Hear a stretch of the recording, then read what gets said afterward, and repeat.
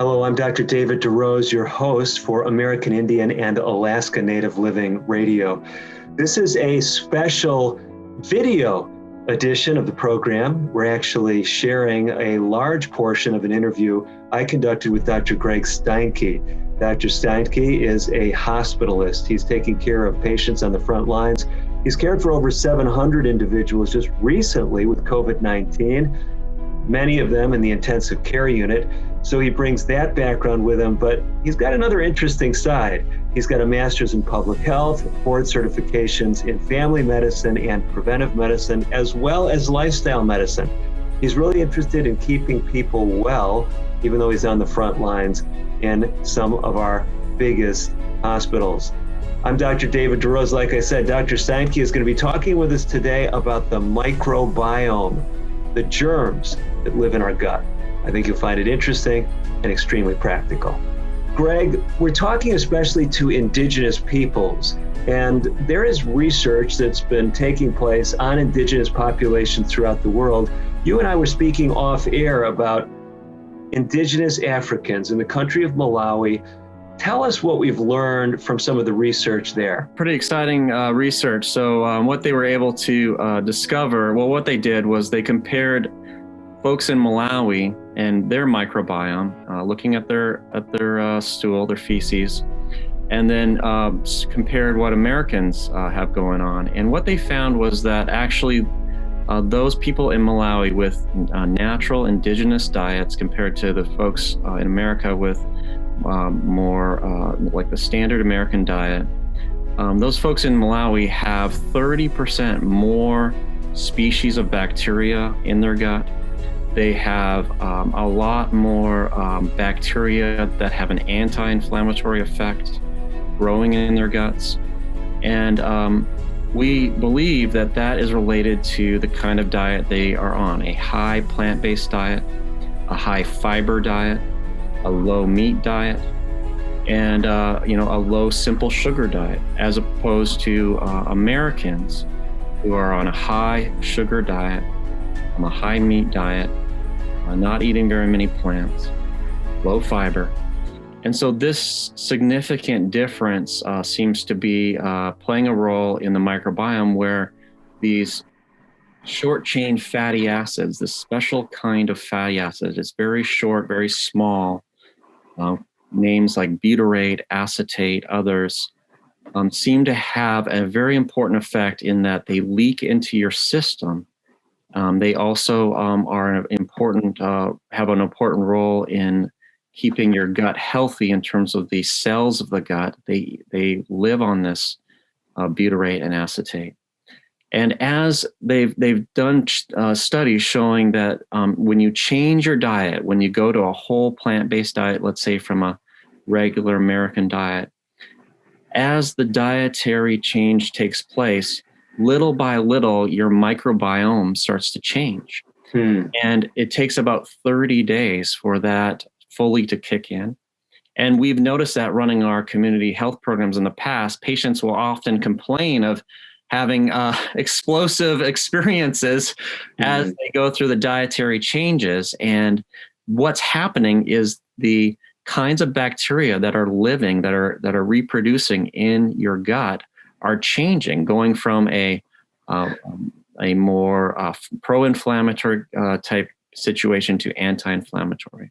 Greg, the thing that's so confusing, I think, to a lot of people about this is you're throwing out these terms like more bacteria, more species of bacteria in the gut. And I know the average person is likely to think, well, that doesn't sound good. I mean, bacteria, that's something we're told, we're bad. I have antibacterial soap, and we're putting alcohol on our hands to try to kill bacteria and viruses. Why would it be good to have more species of bacteria? Yes, yeah, you're right. 50, 100 years ago, bacteria was the nemesis. When they figured out that penicillin could, treat infections during wartime, they were excited to be able to treat the infections and keep soldiers, for example, from losing their leg in battle. But as we've learned more and more, we've realized that bacteria is an important part of your health. You need healthy, good bacteria on your skin. You need it in your gut. This bacteria is first exposed to you when you're born. If you're born vaginally through a regular vaginal process, you get the bacteria that is in your mother's vagina. If you're born through a C-section, you get the bacteria that is on the mother's skin. And they've actually found that plays a role in your risk of allergies. If you were a C-section baby, you're more likely to have allergies in your life. Interesting stuff. So we're getting this idea that it's important, the kind of germs, the type of germs, the number of germs, if you will, that live in the gut. You mentioned this other connection with inflammation, and I know we've been hearing things about the immune system. How would certain germs in your gut, I'm using germs, of course, generically for bacteria and viruses and fungi and all, but how would those contribute to inflammation and to immunity? Let's look at COVID-19 for a second. So we just started getting some studies coming out on COVID-19 and what it's doing to your gut. A lot of patients are having diarrhea with COVID-19. It's changing the gut. The virus is getting down in there. And what they're finding is that you actually have these chemicals. I just wrote them down here. TNF alpha, CXCL10, other chemicals that are inflammatory chemicals that are seen going up as a result of changes in the kinds of bacteria that are in your system when you start having COVID. So the COVID infection starts, the bacteria, the good, certain good bacteria that you want to have that starts dropping down, and the inflammatory chemicals start going up because those bacteria that you had that went away, they were anti-inflammatory. They were preventing this inflammation from starting up. And so folks who are having this pro-inflammatory response that you're maybe hearing about, where someone gets really sick with COVID-19, what's happening? They're having way too much inflammation in their body. Part of this may be related to what has been going on in their gut. This is really amazing stuff. There are actually things that we can do that can make a difference as far as our gut flora. Help us walk through some of that. You've already alluded to the fact that eating more plant foods, eating more fiber seems to be good. What are some other things that seem to be important in this whole equation? I think one thing to look at is the issue of antibiotics. Antibiotics are a good thing in the right situations, but there have been times, you probably can recall going to the doctor before, just having a sniffle, and the doctor gives you antibiotics. And, overuse of antibiotics may be an issue in people where antibiotics kill the bacteria in your gut. And there have been situations where people have more problems after they get the antibiotics from the inflammation that develops. We know that, there's a whole list of diseases that are now involved with disturbances in the microbiome that may come from the antibiotics, certainly from diet. Just to list a couple of them, David: depression, anxiety, autism, COPD, asthma, cardiovascular disease, obesity, even, if you can believe it, diabetes. A couple different kinds of cancer have been connected now, rheumatoid arthritis, in various infections. This is a very, very important field, and this may be part of the underlying reasons why some people get more sick with certain diseases than others. What's perhaps the hardest for even professionals to understand, sure, we can understand pretty easily a connection between the gut flora and colon cancer. And there's been data, I can remember actually working with one of the pioneers in this subject, Dr. Ernst Winder. He allowed me to work in his basically American Health Foundation facilities there in New York many years ago when I was doing my preventive medicine training. And Dr. Winder and his team had looked at the changes that happen as far as carcinogens in the bowel. as you mentioned, these bile acids, these things that we make to digest our food and how they're changed, they maybe didn't understand all the different bacteria and things that were involved, but they could see that when you ate that high fiber plant-based diet, it was a healthier bowel flora, or at least less of these carcinogens. I mean, that's easy connection, I think, for us to conceptually make.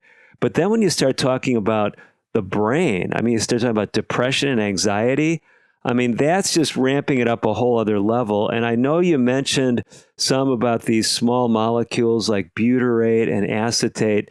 Do we have any idea as to why someone could be at higher risk of depression if they've got the wrong germs living in their gut?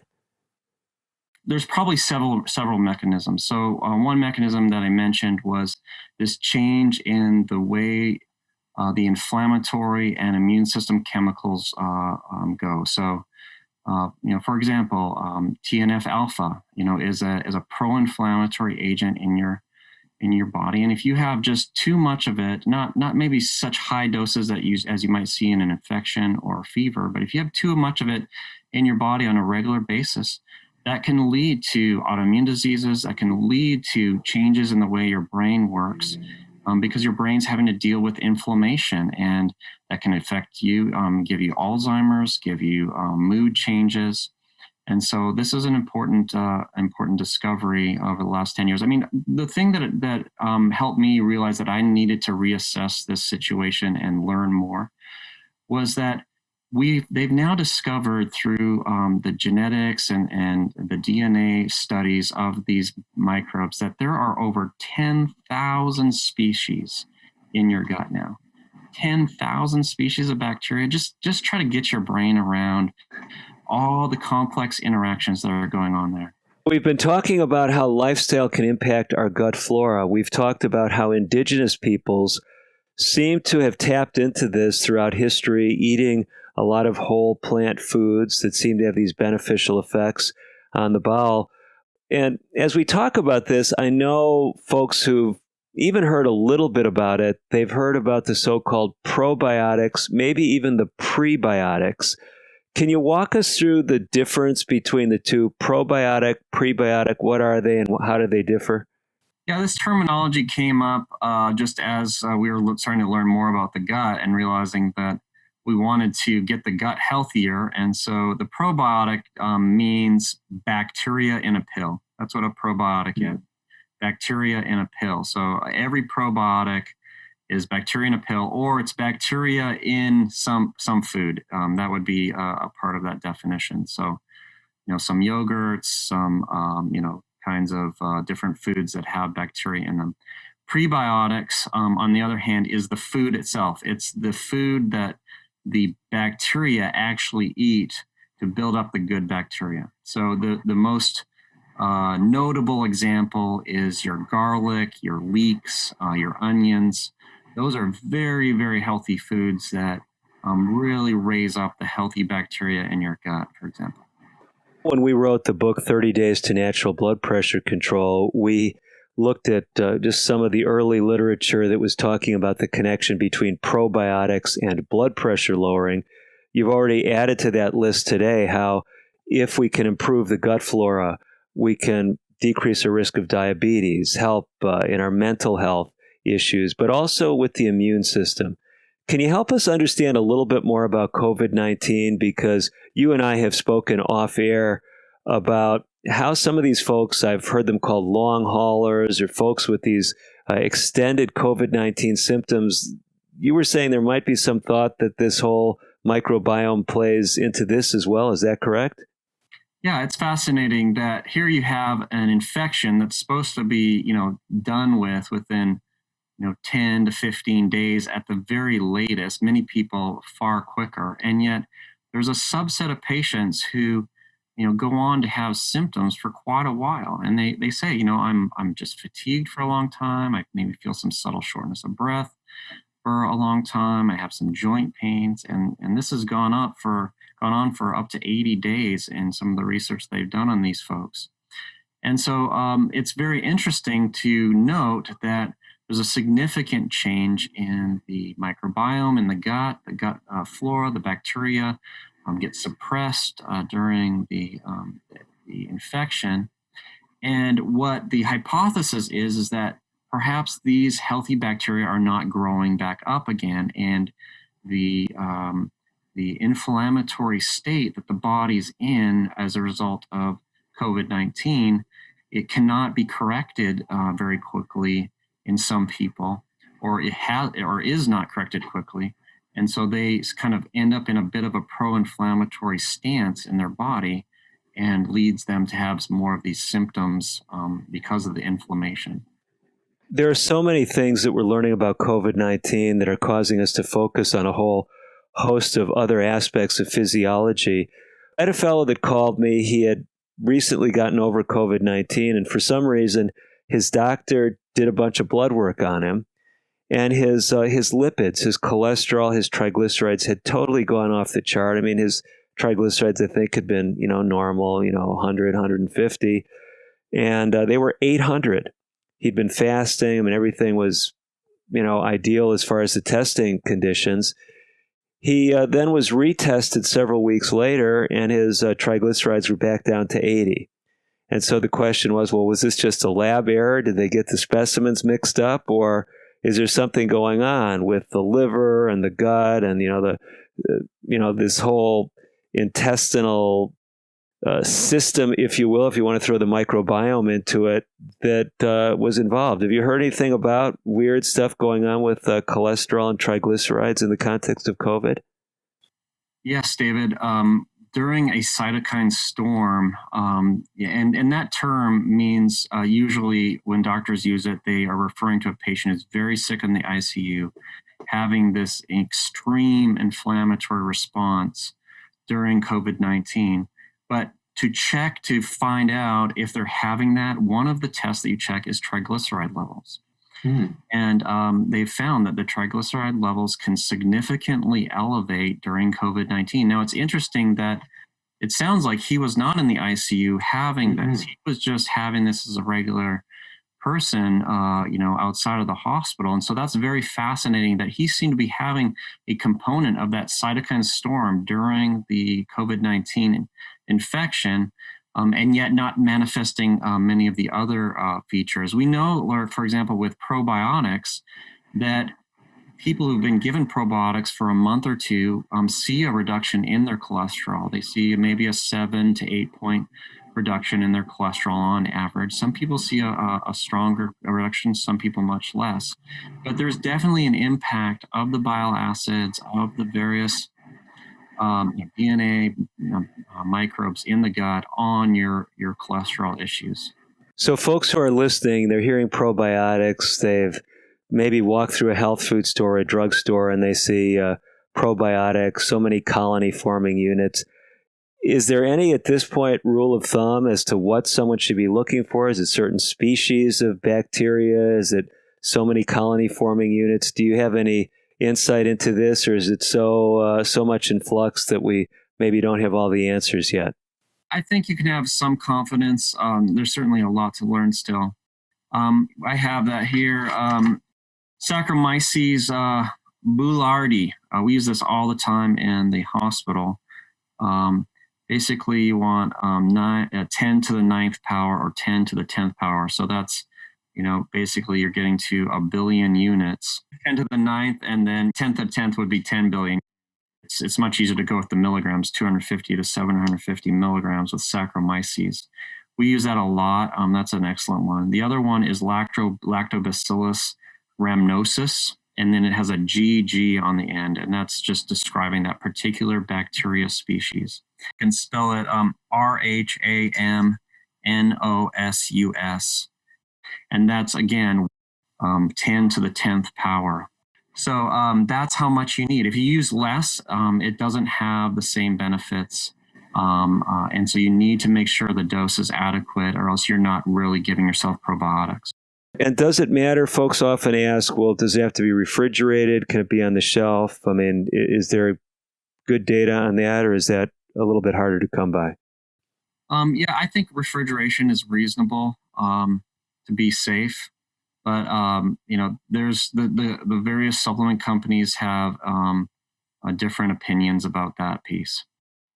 Okay, so we've got the probiotics. If someone has maybe they may feel discretionary income to put toward that. Others might be saying, I'm going to go with the prebiotics, eat more garlic and onions. Can that really actually favor the growth of these same kind of bacteria that we've just been talking about, the Saccharomyces and the Lactobacillus? Absolutely, David. It's garlic, onions, leeks. These are excellent foods for growing up the healthiest kind of bacteria, which the two I named there are included in that. And you definitely want to do probiotics if you're taking antibiotics. It's becoming a more routine recommendation to do that, because 30% of patients who take antibiotics get antibiotic-associated diarrhea, which can lead to dehydration and a lot of trouble. So, okay, Greg. So we're making some of these connections now. For folks that are listening, we've mentioned a number of connections. We haven't talked a lot about immune system kind of prevention. We've talked about how infectious diseases can undermine our immune system, or at least undermine the balance of this gut flora that then has impact on inflammatory compounds and kind of sounding like a vicious cycle. But what about people who are concerned about their exposure to COVID-19? Maybe they haven't been able to get the vaccine. Maybe for various reasons they've been told not to get it. What should they be thinking about as far as the microbiome? Definitely get on a healthy diet is the number one thing, and just judicious use of antibiotics. So like we mentioned some healthy foods, the plant-based, whole plant-based diet, high fiber diet, less simple sugars. Really scrutinize your food. There's a lot of hidden simple sugars, not that you would never take any, but just try to use less in your diet, more whole plant foods for sure. So, Greg, let's bring this back now to another topic that I know always generates a lot of interest in Indian country, and that is the topic of diabetes. And of course, along with diabetes, we often end up talking about weight-related issues. Many individuals, if they didn't have weight issues prior to their diabetes, they may have been put on insulin, they put on a bunch of weight. How does this microbiome tie in with this? Can you give us a little bit more detail? Well, David, we've known for a long time that, the more inflammation in your body, the higher the cortisol levels. We focused on that quite a bit. The more you're going to retain weight, the higher your appetite. It's a significant issue. And so the microbiome, having these fluctuations, or if you have a chronically bad diet and you have a microbiome that has a lot more pro-inflammatory bacteria in it, then those pro-inflammatory chemicals will be interacting with your system and leading to changes that will increase your weight. We know that that's a fact. There is some research, it's not totally concluded at this point, but there is some research that taking probiotics can help improve weight. In some cases, not all studies have shown that. So really what we're saying is there's a far-reaching range of strategies that you can use that can make a difference as far as really making a difference for a host of issues. And some of them have been under the radar screen for a long time. Indigenous peoples, though, with their natural diets, have been actually helping to have a healthier intestinal tract long before antibiotics were ever around to disrupt our bowel flora, helping us avoid issues with weight, depression, anxiety, diabetes, high blood pressure, and even immune system related problems. But Greg, let's go back to this really important issue about antibiotic related diarrhea. And I'm thinking of many discussions I've had with patients over the years. The antibiotic associated diarrhea that occurs because of the fact that you do not have adequate bacteria in your gut, and you get into this excessive fluid production in your colon because of a lack of balance in the homeostasis of your colon. you need to do something about it. Do not just let yourself have diarrhea indefinitely. What you can do is make sure that you're on a healthy diet. Make sure you're taking a high fiber diet, lots of prebiotics, like we mentioned, the garlics and so on. And then, add a probiotic in to the dosing we mentioned. And this can improve you. I've had a number of stories of patients with the same experience. So patient will come in, been on antibiotics before. They don't even realize the connection many times.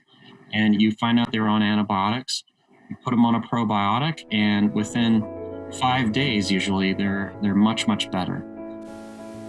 I mean, it's exciting. There aren't a lot of chronic diseases that you can reverse in 5 days, but someone with even chronic diarrhea, right? Sometimes you've seen it weeks, months after the course of antibiotics. Is that safe to say?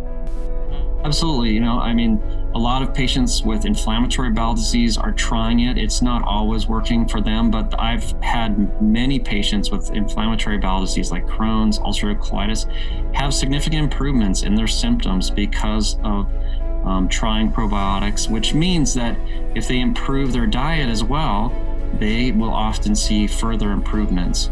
So there's a dramatic changes in some patients not as much. We just realized that it's a very complicated field. The probiotics that we use have very limited numbers of bacteria, maybe 2 or 3 or 4, 5, maybe up to 5 different kinds that we're growing. Whereas there's 10,000 kinds in your gut. We're not even close to figuring this out yet. But the few little things that we have figured out, we're grateful to know for those we've been able to help.